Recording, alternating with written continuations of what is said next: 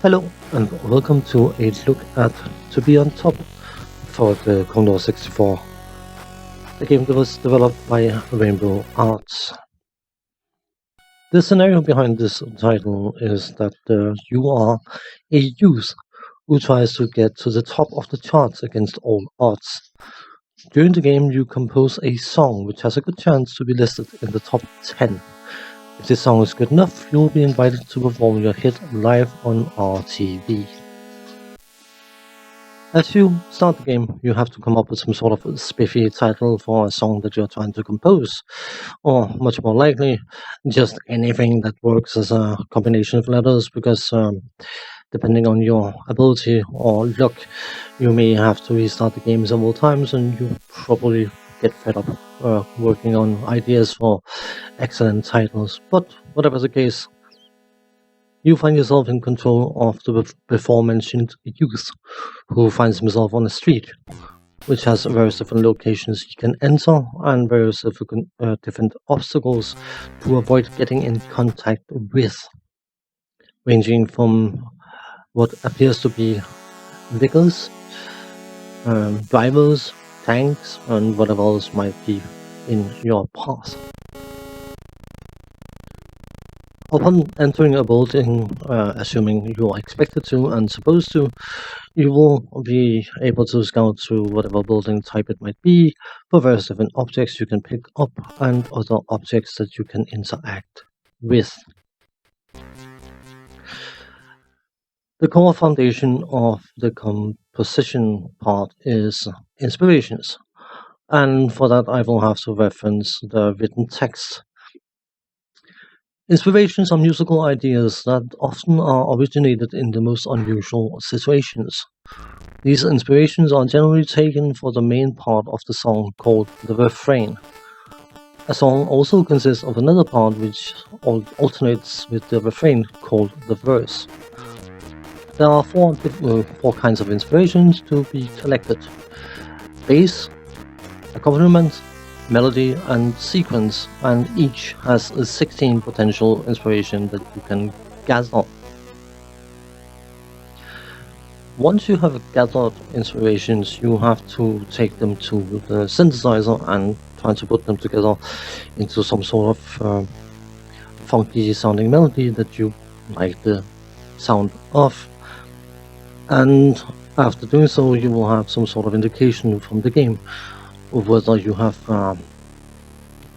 composed the next smash hit, or you still need to work on your composing skills.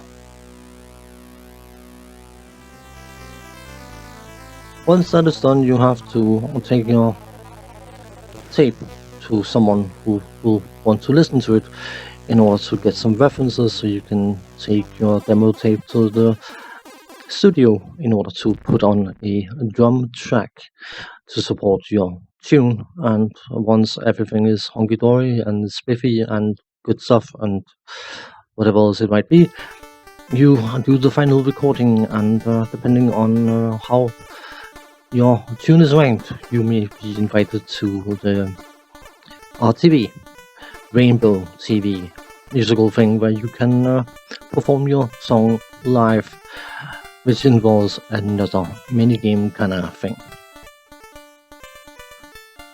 Looking at the technical side of things, you have to, well, you don't have to, but I'm going to divide the graphical department into two different sections. One being the actual game, and the second being the interface with the musical composition and all that kind of stuff. Let's do that first, because I mean, you can only do a musical keyboard in so many ways before it starts looking like not being a musical keyboard any longer. So I suppose in that regard the graphics are perfectly serviceable, and it gives you a clear indication of what you are working with and interacting with and that kind of stuff.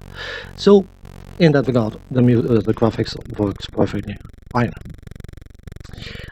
The actual game graphics though, I try very hard to refrain from using very, very strong terms in these videos, because nothing is so bad it's not good for something in many cases. But I have to admit, from a graphical point of view, from the gameplay itself, I think if ever there was a game that flirted with the title ugly, this would be a distinct candidate, to be honest. I don't find the graphics to have any personality of any kind. It doesn't have any uniqueness to it, and it feels like it's just been thrown together in order to form some sort of graphical base around the concept of this game. The color use is not excellent, the graphics is clunky, yeah. I'm not particularly impressed by the graphical side of things, to say the least.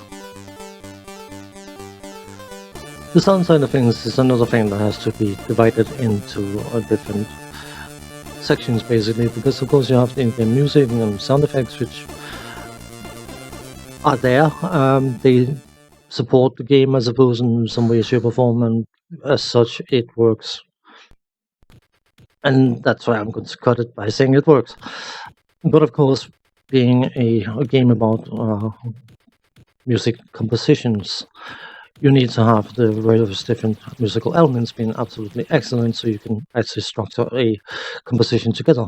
And as such, especially considering the amount of variety from the different inspirations and all that kind of stuff, that part of the musical side is absolutely excellent, spot on, and it is very, very clear that whoever was responsible for this game, namely Chris Hulsbeck, had a good idea of what sounded funky and what worked together and all that kind of stuff. So yeah, that part of the sound is absolutely excellent.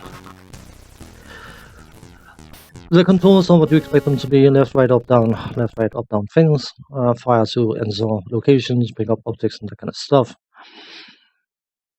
The sensitivity of the controls can be a bit heavy, and the movement of the cursor can feel very, very stiff. The idea of creating a game that involves composing music, I suppose, is quite novel, but I don't think it works. The gameplay outside of the actual composing of music is incredibly flawed, and it's a lot of trial and error, and there's quite a few instant game over situations you can end up in, forcing you to restart the game, which is something that you may find more or less annoying. The composing part itself is well implemented as such, but you don't really have creative freedom, because the gameplay goal is to compose a top 10 or ideally a top 3 song. And of course, because of that, the game has to have some sort of measuring what is great and what isn't. So basically, instead of trying to compose something funky donkey yourself, you end up trying to work out which combinations the game considers to be a top 3 song in order to fulfill that requirement. A novel idea, but most assuredly not for everyone. Thanks for watching, take care, see you next time, bye bye for now.